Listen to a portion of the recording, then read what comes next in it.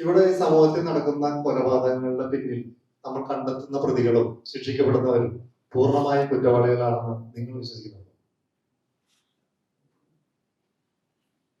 ഞങ്ങൾ നിങ്ങൾക്ക് ഓപ്പണായിട്ട് പറയാം, നിങ്ങളിൽ എല്ലാവരും ഈ നമ്മൾ ശിക്ഷ വിധിക്കപ്പെട്ട് ജയിലിൽ കഴിയുന്നവരെല്ലാവരും പൂർണ്ണമായും കുറ്റവാളികൾ തന്നെയാണെന്ന് നിങ്ങൾ പൂർണ്ണമായും വിശ്വസിക്കുന്നു? ഇല്ലല്ലോ, കുറച്ചുപേരെങ്കിലും വിശ്വസിക്കുന്നില്ലല്ലോ, സത്യമല്ലേ? അപ്പോ അങ്ങനെ ഒരു സൈഡ് നമുക്ക് പരിശോധിച്ചുകൊണ്ടുള്ള ഒരു സിനിമയിൽ, അതായത് ഈ നമ്മളുടെ പോലീസ് ഡിപ്പാർട്ട്മെന്റുകളിലുള്ള, ഞാൻ പറഞ്ഞു നേരത്തെ പറഞ്ഞു, ഞങ്ങൾ രണ്ടുപേരും എന്റെ പിന്നിൽ പ്രവർത്തിച്ചവർ ഇത്തരം കാര്യങ്ങൾ ഒരുപാട് ചർച്ച ചെയ്ത് പോലീസ് ഉദ്യോഗസ്ഥരുമായും മാധ്യമപ്രവർത്തകരുമായും സാമൂഹിക പ്രവർത്തകരുമായും ചർച്ച ചെയ്ത് വർഷങ്ങളോളം കണ്ടെത്തിയ കാര്യങ്ങൾ, അല്ലെങ്കിൽ അതിൽ നിന്ന് ഉരുത്തിരിഞ്ഞു വന്ന പല സംഭവങ്ങളെയും നമ്മൾ ഈ സിനിമയിൽ ഉപയോഗിച്ചിട്ടുണ്ട്.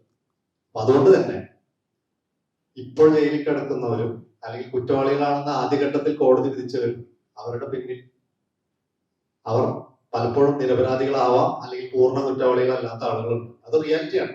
അപ്പൊ പിന്നെ നമ്മൾ അത്തരം കാര്യങ്ങൾ ഒരു സിനിമയിൽ ചർച്ച ചെയ്യപ്പെടുന്നതിൽ എന്തെങ്കിലും തെറ്റുണ്ടോ? അതിനോടൊരു ആഡ് ഓൺ ക്വസ്റ്റ്യൻ ഉണ്ട് തിരിച്ച്. നമ്മളെ അത് എന്ത് കാര്യമാണ് പ്രേരിപ്പിക്കുന്നത് അങ്ങനെ ചോദിക്കാൻ? ഞാൻ കൊന്നതാണെന്ന് പറഞ്ഞു കഴിഞ്ഞിട്ട് ആ സ്ലോ മോഷനിൽ നടന്നു പോയ ഒരു നായകനായിരുന്നു നമ്മൾ ചോദിക്കുമായിരുന്നു.